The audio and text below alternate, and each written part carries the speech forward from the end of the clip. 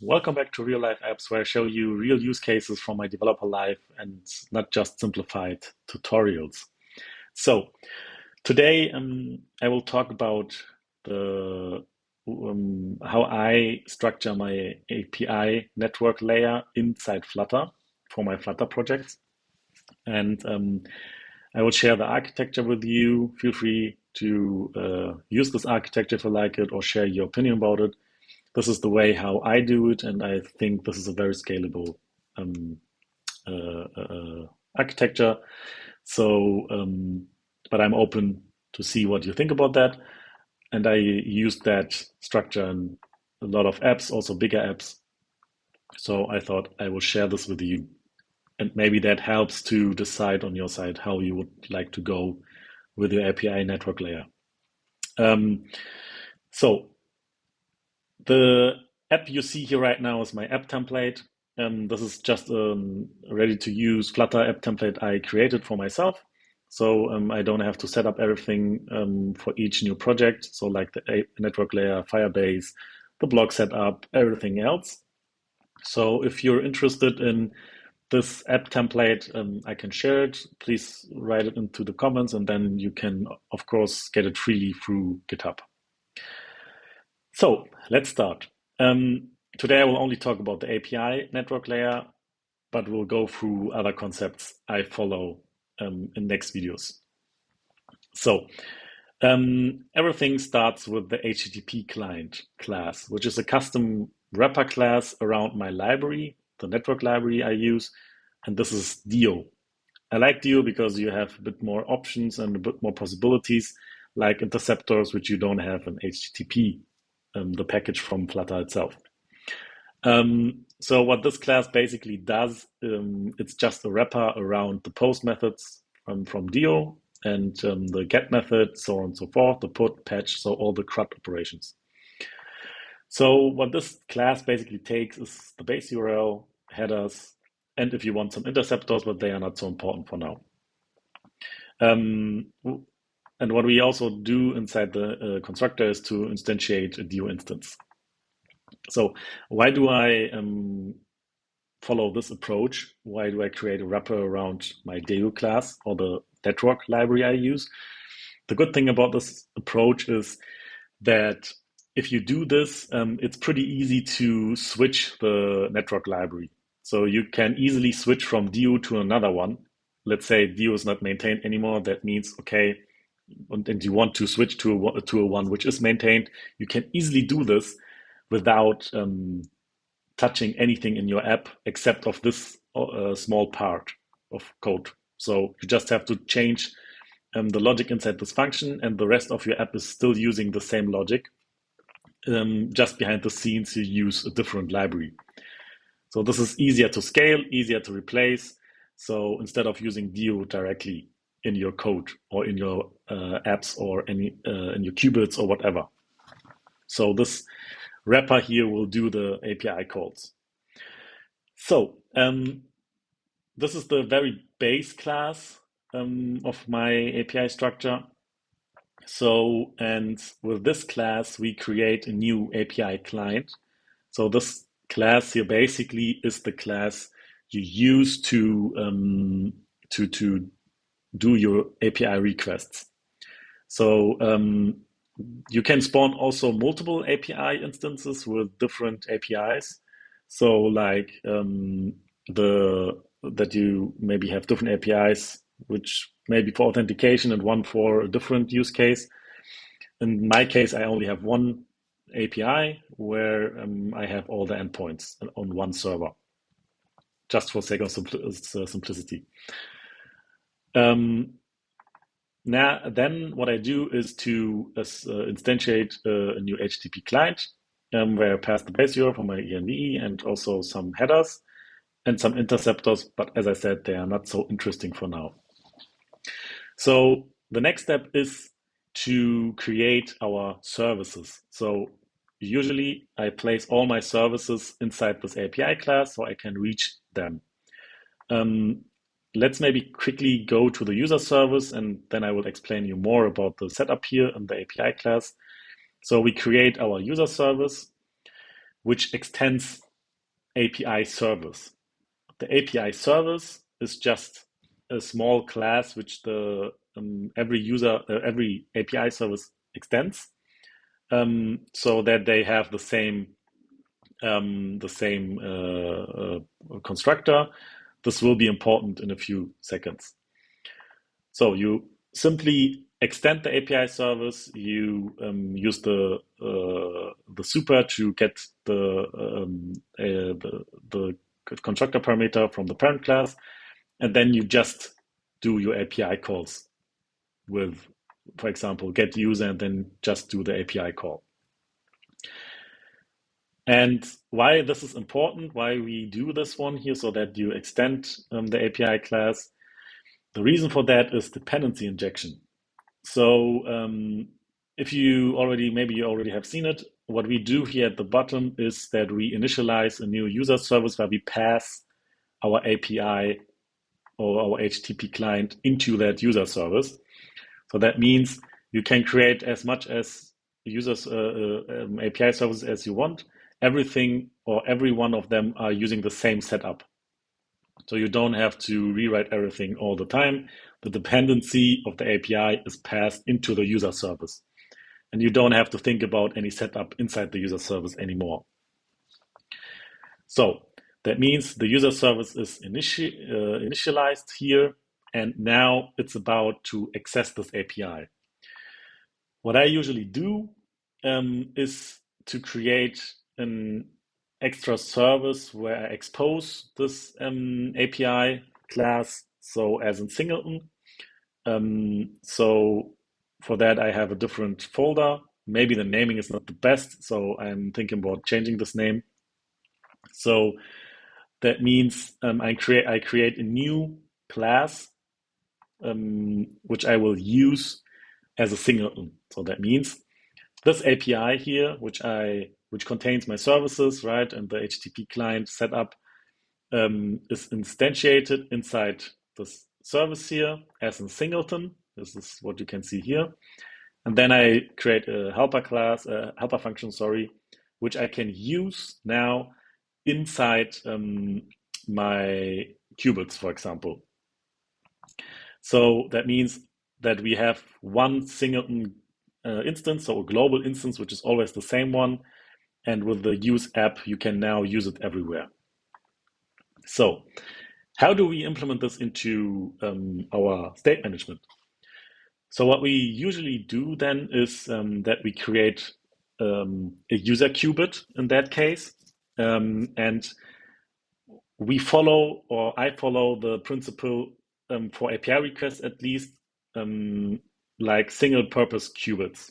So they have only one purpose, and this is one API call they do. In that case, for example, get client, get user, whatever. So I created an action state which I can reuse all the time for these use cases.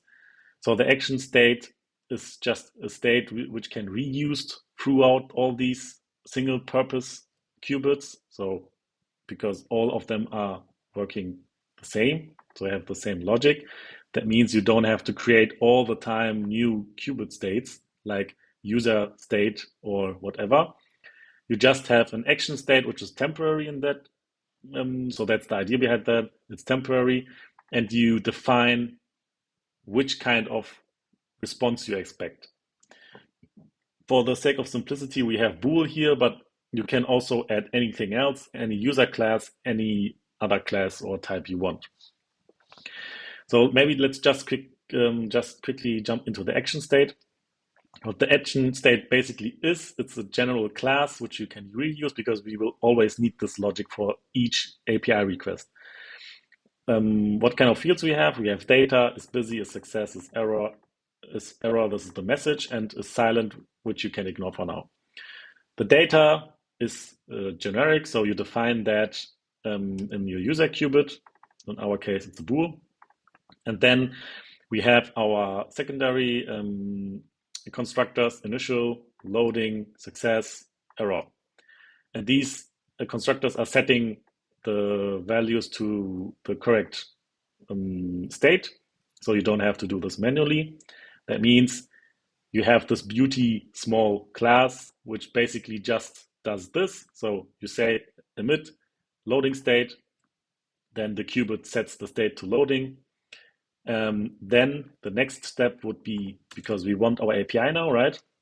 You import your user service and the helper function, which imports the API signal with the user service. Now, what you can do is just you can just basically get the user. So you do your API request, right, with the user service we created before. You get the user, and in that case, we return a void, but you can basically return anything here.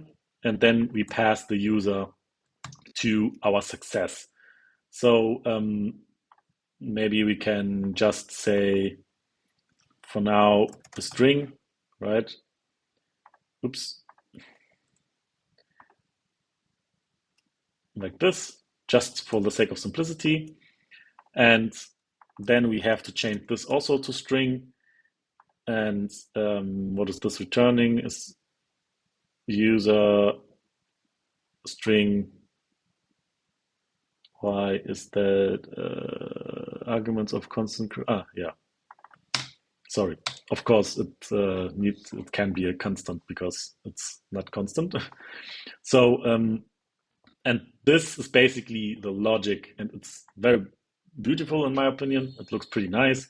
It's short, and this is a single purpose qubit. This is how I named them, because they only have one purpose, and you can reuse them all over the app now. So, for example, we create now a new feature. For example, for that I have a shortcut, so that my structure is already created and I don't have to do this all the time by myself. Let's say profile, for example. We create a new profile feature. So that means we jump here. So my app template created me my setup. And what I usually do is to create a profile page provider, which is a multi-block provider, which contains, in general, a profile page qubit.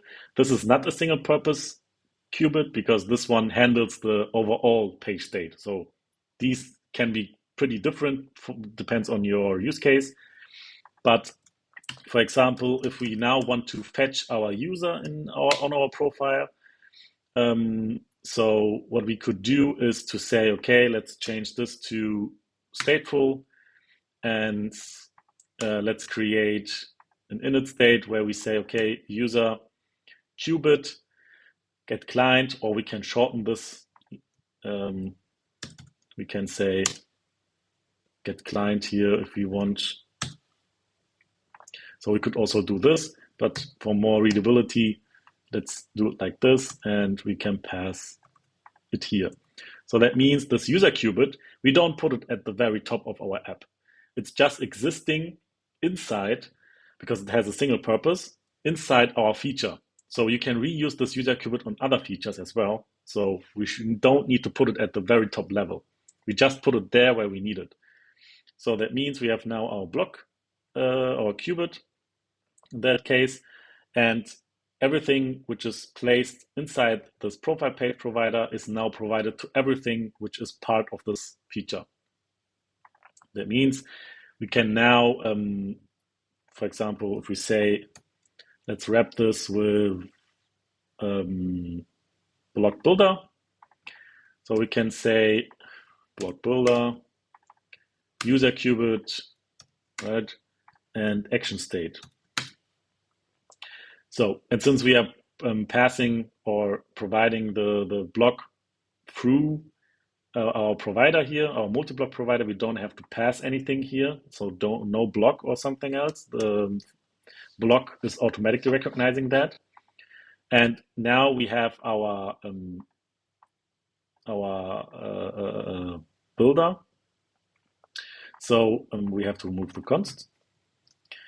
And now what we can do is simply, we have our action state, right? It's busy. We can now show this one or this one based on is busy, is error. So I hope now you see the benefit of this approach, because this is something which will happen, or which the implementation will look very similar to other API requests and other loading states. So you don't have to rewrite all the time a new state. And at the end, if we have the data, we can say state data, which is a string, right? So we have, when we go back here quickly, you see our state and our state. And with that, you can simply create scalable and very readable UIs. Usually what I do is to put these ones also in separate widgets again, so that I keep my widgets overall short. So this is just for demonstration purposes. Cool. So this is the way how it works on my side. I hope that was a bit clear, or it helps you. If you have questions, please share it with me in the comments. I'm happy to answer them. And if you would like to see the template here on GitHub, let me know. I will share it with you, so you can also benefit from it. And I would also appreciate if you can open some pull requests, so we can improve this also maybe together. Cool. Then I will see you the next time. Thanks for watching, and have a nice day. Happy coding.